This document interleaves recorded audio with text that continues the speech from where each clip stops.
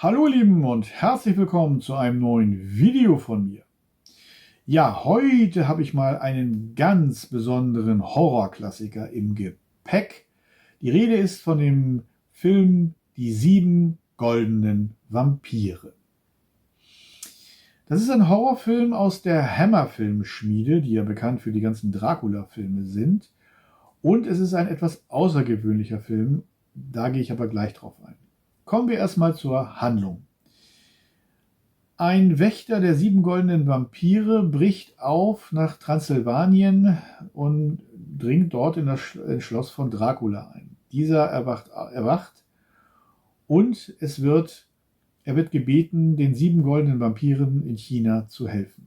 Dazu bemächtigt er sich dem Aussehen dieses chinesischen Wächters und geht nach China, um dort mit den Vampiren sein Unwesen zu treiben. Zur gleichen Zeit befindet sich aber Professor van Helsing in China und unterrichtet da an einer Universität über Vampirismus. Ein Student glaubt ihm, der Rest, nimmt das Thema so ein bisschen auf die leichte Schulter. Dieser Student erzählt ihm von den 7 goldenen Vampiren, die ihr Unwesen treiben, und natürlich auch von seiner Familie, die diese Vampire zu bekämpfen sucht. Mit einer Millionärin, die sich noch dazu gesellt, nimmt Van Helsing schließlich den Kampf gegen die Vampire auf. Das ist der Plot des Films. Der Film ist ein weiterer Teil der sogenannten Hammer-Film-Studios, die ja wie gesagt die Dracula-Filme mit Christopher Lee gedreht haben, aber die auch für weitere Filme natürlich verantwortlich zeichnen.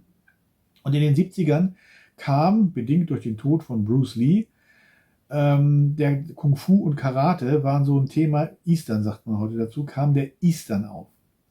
Die Hammer-Film mischte also hier den Horror und den Eastern zu einem Film, denn es gibt jede Menge Kung Fu-Kämpfe in diesem Film, zumal er ja auch in China spielt. Wie das aber aussieht, das zeige ich euch mit ein paar kurzen Ausschnitten aus dem Kinotrailer.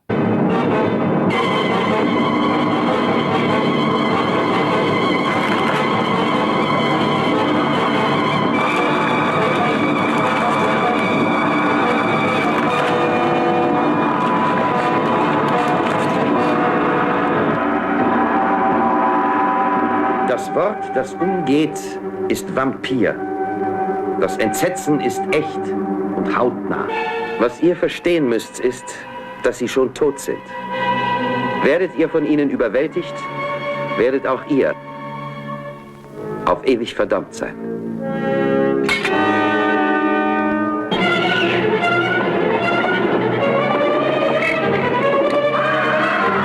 Stecht in ihre Herzen!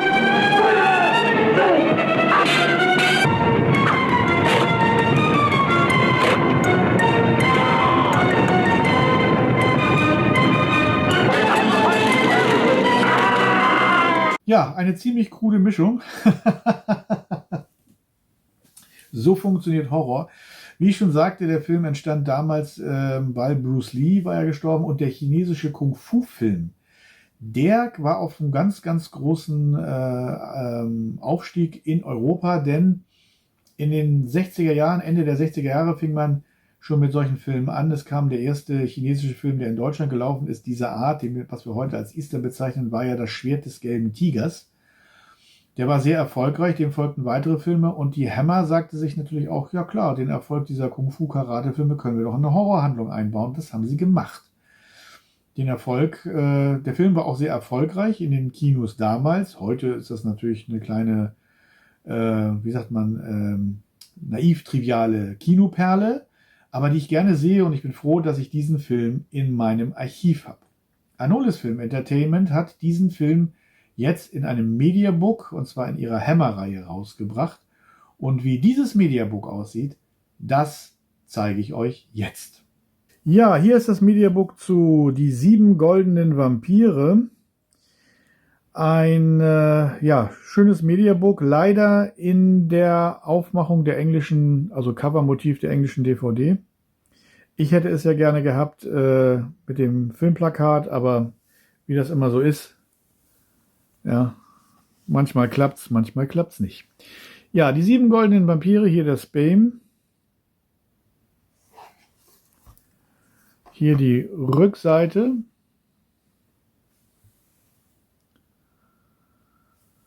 Und jetzt schauen wir mal in das Buch hinein. The Legend of the 7 Golden Vampires. Ja, the first Kung Fu Horror Spectacular. David Young und Peter Cushing. Ja, so sieht's aus. Wie immer viel Information zu diesem Film. Sehr viel auch Bildmaterial dabei. Das ist das Schöne.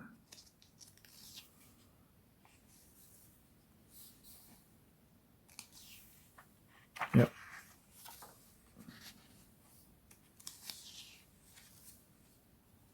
Hier ein großartiges Plakatmotiv aus Großbritannien.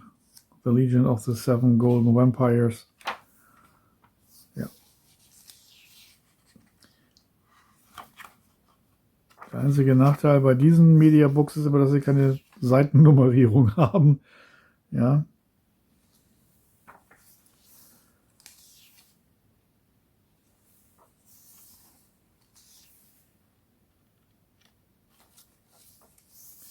Ja, viele Bebilderungen.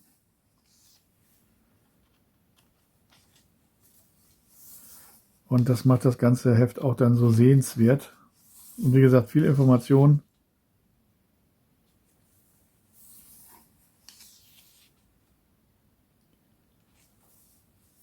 Hier auch noch ein schönes Motiv. Ich glaube, das müsste ein japanisches sein. Japanisches Motiv, ja.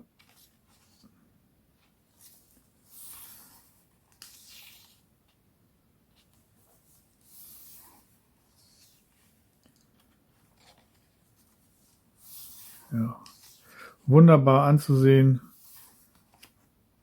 mit sehr viel Information und Bildmaterial. Die 7 Brüder treffen Dracula, aha. Oh ja, gut. Hier das chinesische Plakat. Oder aus Hongkong vielmehr, ne?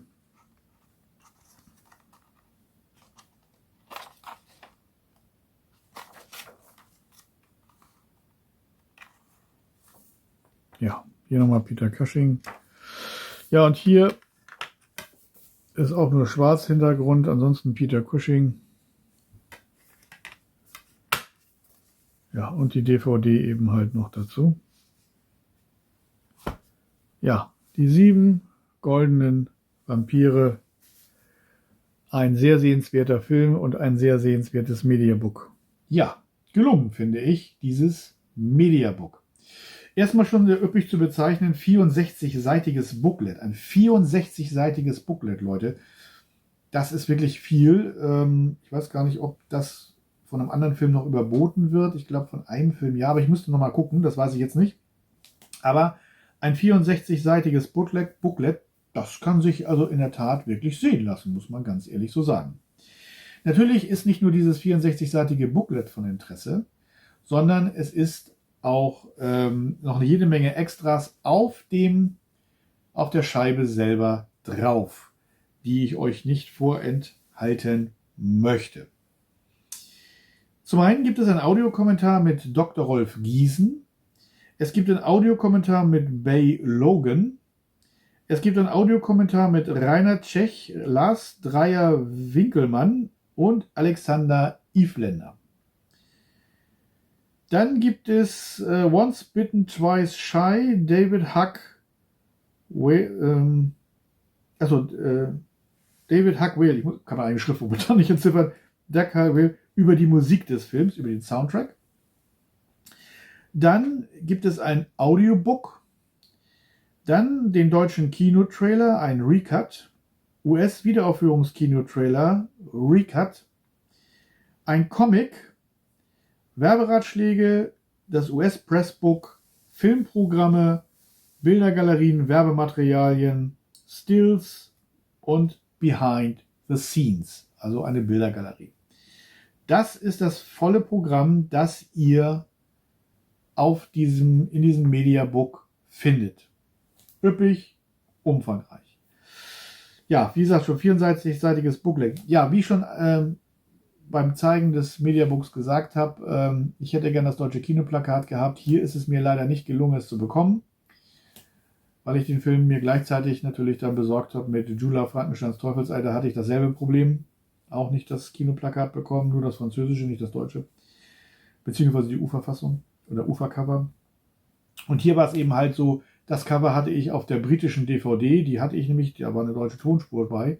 Und ja, bekam also dann dieses, aber Hauptsache der Film, darum geht es ja hauptsächlich, ausnahmsweise war kein Wunschcover, aber das ist dann auch in Ordnung. Ja, das ganze Mediabook perfekt gemacht. Ich glaube, Anolis Entertainment, da müssen wir nicht drüber quatschen. Das ist ein Label, das liefert perfekt ab. Das, genau wie bei meinen anderen Lieblingslabels, die liefern auch alle perfekt ab. Was willst du da noch großartig monieren? Es gibt nichts zu monieren. Ich finde eine sehr gelungene Veröffentlichung, die sich sehen lassen kann.